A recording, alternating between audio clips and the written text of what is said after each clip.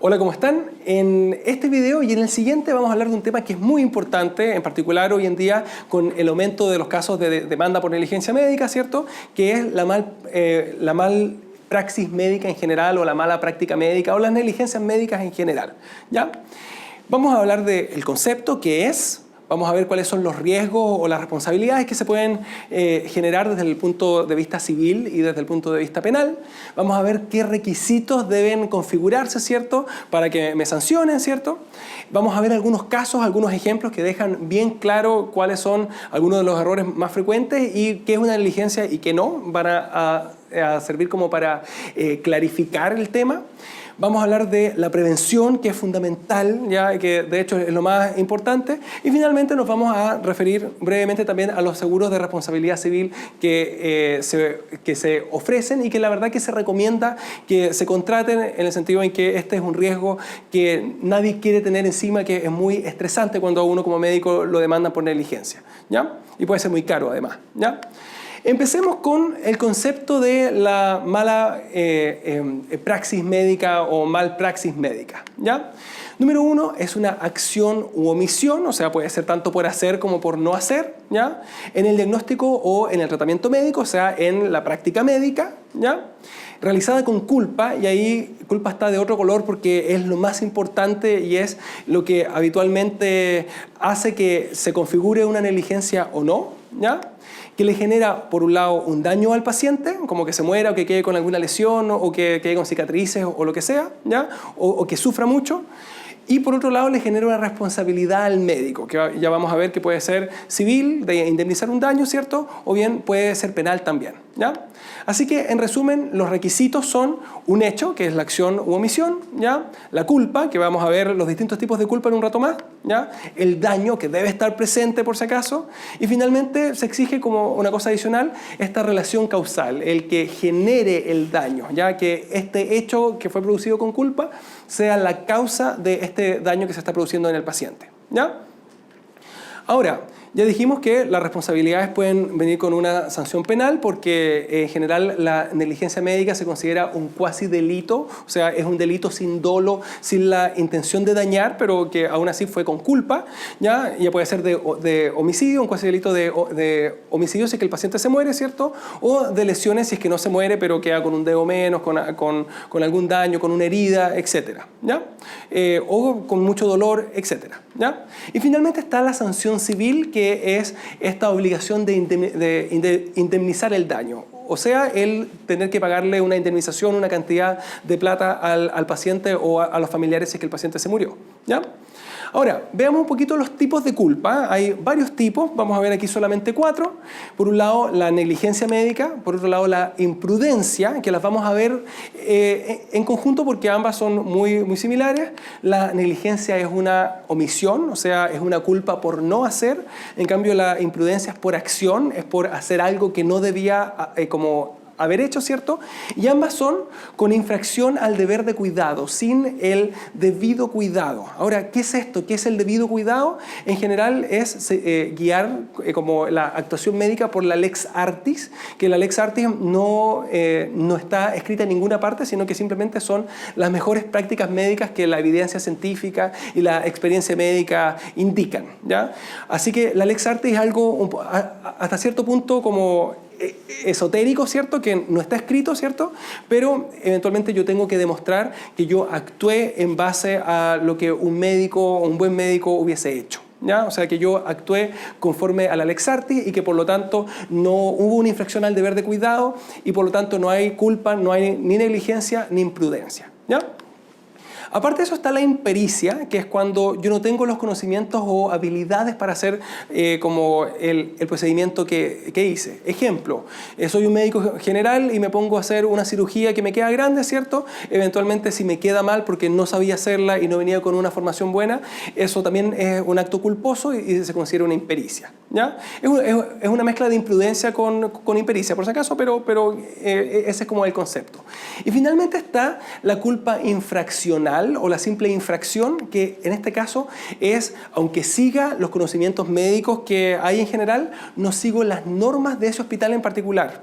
Ejemplo, no hice el recuento que había que haber hecho antes, no pedí los exámenes que me exigía por norma, no seguí los plazos del auge, etc. O sea, hay que tener cuidado con los reglamentos, con las normas que pueda haber adicionales a lo que la medicina enseña. O sea, hay que tener como mucho cuidado al momento de entrar a trabajar en algún lugar, ver si tengo algún reglamento, alguna norma que me exija funcionar de cierta forma, ¿ya? Ahora, vemos algunos casos, ahí queda esto bien claro, ¿ya? Número 1, una mujer de 60 años le diagnostican una diverticulitis aguda que está perforada, o sea, Hinchay 3 o 4, esto recordando cirugía, ¿cierto? Y por lo tanto hay que hacerle una cirugía de Hartmann, que ustedes saben que es una cirugía que es bastante agresiva, difícil, y la hace un cirujano digestivo, o sea, alguien que uno dice que sabe hacerla, ¿ya? Ahora, se me complica con una dehiscencia de la anastomosis, o sea, filtra, ¿ya? Eso hace que haya que abrirla y operarla de nuevo. Por otro lado, se me complica por estar hospitalizada por tanto tiempo con una trombosis venosa profunda y luego me hace un TEP y eso hace que quede en la UCI por 20 días, le sale una cuenta gigante, el paciente casi se murió, etc.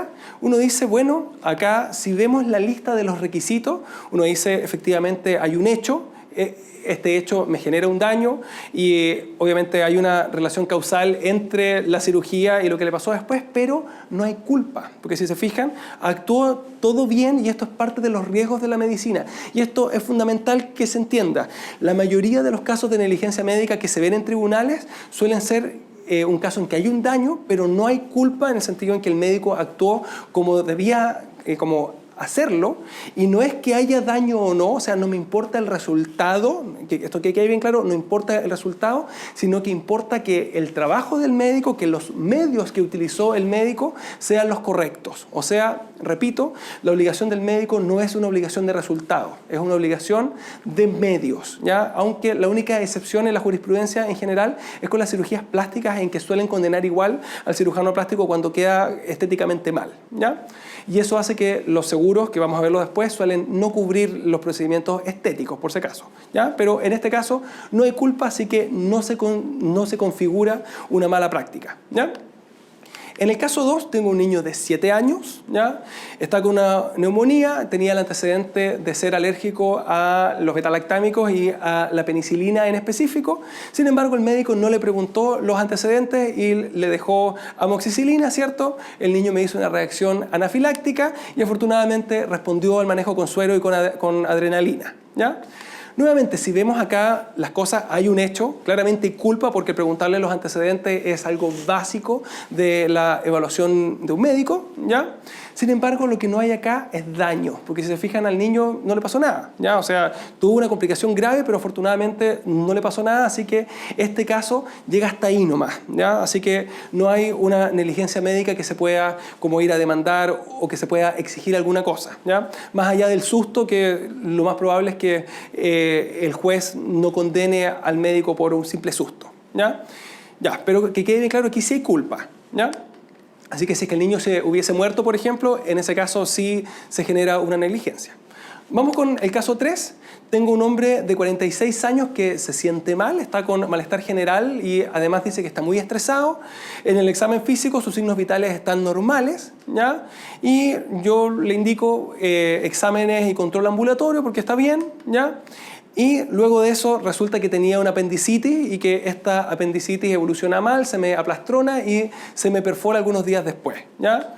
Uno dice acá, espérate, el examen físico solamente dice signos vitales normales, no dice si es que venía con un examen abdominal con dolor, con signos peritoneales, etc. Entonces, si yo veo acá mi lista de los requisitos para una negligencia, ¿cierto? Para una mala praxis, uno dice, hay un hecho y me queda la duda, ¿habrá culpa o no? ¿Ya? ¿Será que en verdad hizo un mal examen y que no cumplió con el deber de cuidado de examinar bien al paciente, lo cual incluye mínimo examinarle la cabeza, el tórax, el abdomen, las extremidades inferiores, más los signos vitales y no quedarme en signos vitales normales? ¿O bien simplemente hay un mal registro? ¿Ya? Así que acuérdense de uno, siempre examinar, y dos, siempre registrar, porque si es que hay simplemente un mal registro, yo voy a tener un problema al momento de demostrar que yo sí cumplí mi deber de cuidado. Si yo hice un mal examen, ahí si es que el paciente alega que no lo examiné, eventualmente sí hay una negligencia médica, sí hay culpa, ¿ya? Ahora, vamos a ver las medidas de prevención de la mala praxis y de las demandas de mala práctica en general, ¿ya? Que son súper importantes y que vale la pena recordarlas, ya que en la práctica, en particular cuando uno va ganando más experiencia, se va relajando en este tipo de cosas que eventualmente puede generar una demanda y una cosa muy grave, le echa a perder el prestigio y le echa a perder el bolsillo al médico también cuando hay que pagar la indemnización, ¿ya? Número 1, anamnesis y examen físico. Eso debe ser completo, ¿ya? Aunque yo tenga poco tiempo por cada uno de los pacientes, debo preguntarle todo, debo preguntarle sus antecedentes mórbidos, debo agotar el síntoma, debo preguntar los síntomas acompañantes y debo examinarlo de pies a cabeza entero. Y no solamente que debo hacerlo, sino que debo dejar registro en la ficha médica. Si yo no hago esto, de verdad que dificulta el juicio y probablemente se pierde, ¿ya? Así que ahí mucho cuidado, ¿ya? Segundo lugar, siempre anotar esa indicación, control SOS, control en caso de que aparezcan signos de alarma. Uno no se demora nada, son 10 segundos en escribir esa frase al final de las indicaciones, control si aparecen signos de alarma, entre paréntesis se explican claramente al paciente, porque es muy frecuente que uno ve al paciente y está bien, pero luego de eso se complica algunos días después y él va y dice, nunca me dijo que consultara si es que me ponía peor. Y uno dice, pero es obvio, pero no es obvio, así que hay que anotarlo. Y que quede bien claro, no solamente hay que indicarlo, sino que hay que dejar registro y hay que siempre, ya sea que vaya por un resfrío, anotar esa frase, ¿ya? Y si va por algo grave, con mayor razón todavía, ¿ya? Reconocer las limitaciones propias, ¿cierto? Y si yo no manejo bien el tema, si no estoy seguro, derívelo, ¿ya? En el fondo aquí no hay que actuar de imprudente, hay que ser bien cauto con eso, ¿ya? Y además es importante el mantenerse actualizado, ya que si finalmente yo actúo y hago alguna cosa que está obsoleto, ¿sí? Y el paciente se me complica, eventualmente soy responsable porque yo tengo la obligación como médico de mantenerme actualizado para actuar en base a la Lex Artis, que acuérdense que son las mejores prácticas médicas de ahora, de este momento, ¿ya? Ahora, esta la pongo al lado, que es la buena relación médico-paciente. Esa es la más importante. De hecho, déjenme repetirla así, ¿ya? La buena relación médico-paciente, así en grande, en rojo, ya que eso es lo que más desincentiva las demandas, ¿ya? Esto que quede bien claro. Las negligencias médicas son pan de cada día. Cada día los médicos cometen errores, algo que sistemáticamente ocurre. Sin embargo, la mayoría de las veces no se demanda al médico negligente, sino que se demanda al médico antipático, se demanda a la cuenta que salió muy alta, aunque el médico haya actuado bien, y se demanda además cuando el resultado es malo, independiente de cómo haya sido el actuar del médico. Si es que el médico informó bien, estuvo bien y se relacionó bien, fue empático, probablemente no lo demanden porque van a entender que el daño, que el resultado, que la muerte del paciente, por ejemplo, fue por las cosas propias de la enfermedad.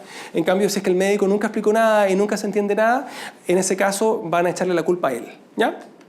Ahora, hay algunas otras cosas adicionales fundamentales que se hacen muy mal en la práctica, como el consentimiento informado, ¿ya? No me basta que el paciente me firme el consentimiento informado autorizándome a operarlo o hacerle una endoscopía o a hacerle alguna otra cosa, sino que debe ser un consentimiento bien redactado que enumere los riesgos, ¿así?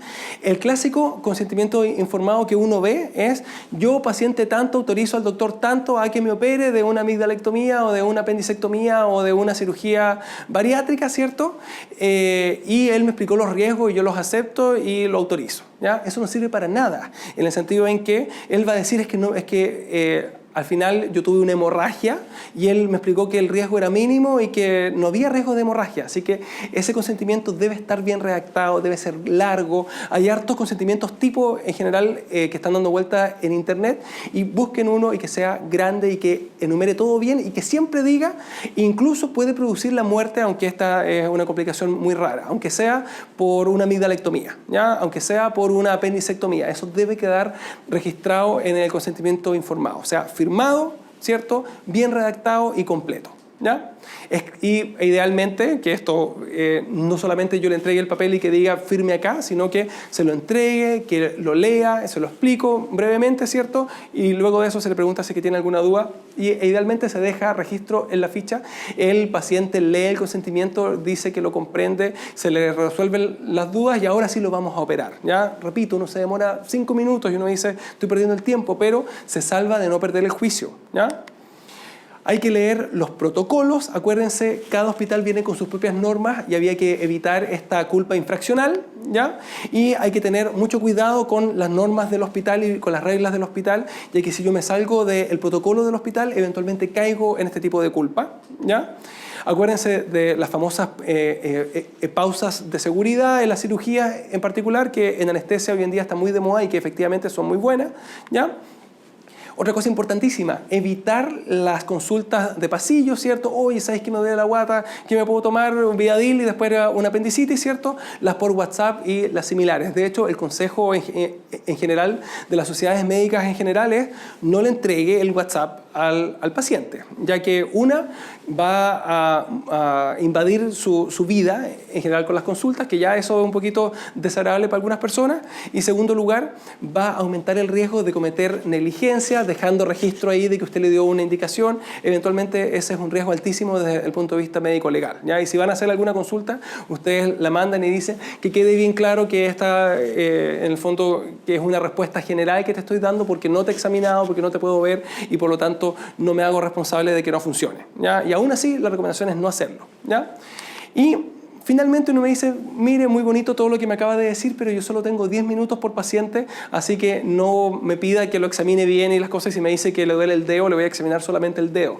Bueno, en ese caso, créanme, se están arriesgando. Si es que ustedes le dan solamente 10 minutos por paciente, ustedes deberían conversar con su empleador y explicarle, mire, aquí me estoy arriesgando, ¿ya? O bien que el empleador se haga cargo de las eventuales negligencias que se cometan ahí, ¿ya? Porque, insisto, en 10 minutos uno no alcanza a hacer una buena anamnesis, un buen examen físico, dejar un buen registro sin correr el riesgo de equivocarse y por lo tanto de disparar el riesgo de perder una demanda por negligencia médica, ¿ya? Ahora, hablemos un poquito de los seguros de mala práctica, de malpraxis. Número 1, hay que saber qué cobertura tienen, o sea, qué es lo que cubren, ¿ya? Y en general cubren la responsabilidad civil, o sea, la indemnización que hay que pagarle al paciente, no la penal, así que eventualmente si es que un médico es muy negligente y comete una negligencia tras otra y mata a muchos pacientes, eventualmente sí se va a la cárcel y el seguro eso no se lo cubre. Generalmente no hay una sanción de cárcel real a un médico que ha cometido una negligencia, en general ese riesgo es muy bajo, pero la civil sí y lo cubre el seguro. Segundo lugar, los gastos de defensa judicial, ya los costos de los abogados, de los peritos, del receptor judicial, etcétera, que por si acaso son costos muy altos, ya. Un juicio de negligencia médica puede durar mucho tiempo y puede ser muy costoso, ya. Ejemplo, el sistema público en general les cobra a los médicos, y aquí me refiero al sistema público no de salud, sino que de defensa penal, como 3 millones de pesos, 2 millones y tanto, en sede penal nomás. Si a eso se le suma el juicio civil, puede ser mucho más caro, ¿ya? Ahora, la mayoría de los seguros vienen con límites de cobertura, que son de cierta cantidad de UFs en el año, que el rango suele ser entre 2.000 o 2.500 hasta 7.000 UF. Esos son como los rangos de mercado más frecuentes.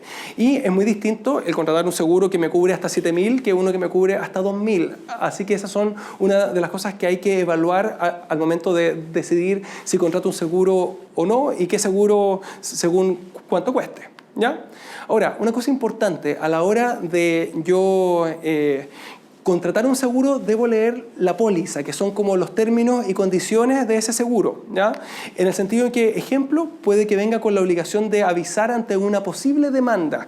Así, el paciente me amenazó que me iba a demandar y si yo no aviso oportunamente, ¿ya? Y el reclamo ya se fue a mediación y yo no fui y nunca le avisé al seguro, eventualmente el seguro no me cubre, porque yo incumplí mi obligación de avisarle ante la posible demanda. Así que eso hay que leerlo bien, ¿ya? Además, en la póliza viene la lista de exclusiones, que son las cosas que no cubre, y eso hay que leerlas, ya que es muy frecuente que a veces hay alguna exclusión que me afecta de manera como importante, ¿cierto? Y eventualmente me conviene un seguro diferente, ¿ya?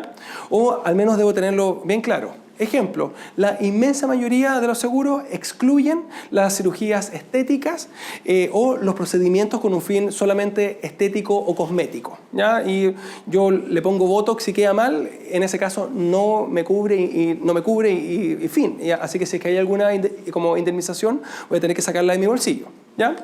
Número 2, las cosas de fertilidad e infertilidad. Ejemplo, una ligadura de trompa, ¿ya? Y uno dice, pero bueno, ese es un procedimiento que en ginecobstetricia se ve con mucha frecuencia, pero el seguro no lo cubre, ¿ya?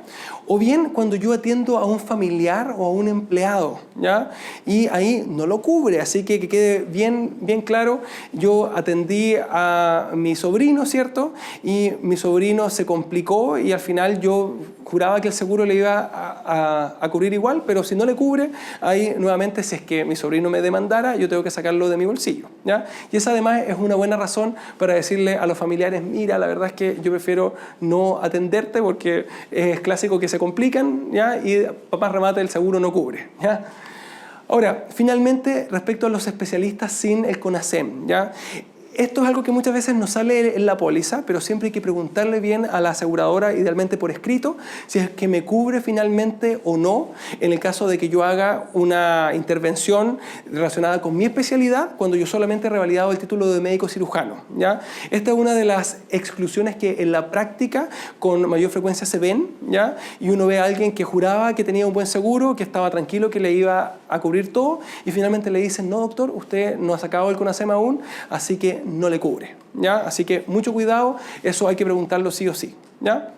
Ahora, en Medlo, el servicio que ofrecemos, ¿cierto?, que es de asesoría jurídica en general, viene con un seguro de mala práctica incluido, ¿ya? Y las exclusiones, por si acaso, son fundamentalmente las que están ahí, por si acaso, y la cobertura que tenemos va entre 5.000 y 7.000 UF, dependiendo del precio, por si acaso. Así que encantados de poder acompañarlos en eso en el caso de que lo requieran, ¿ya? Así que esperemos que no lo requieran, por si acaso.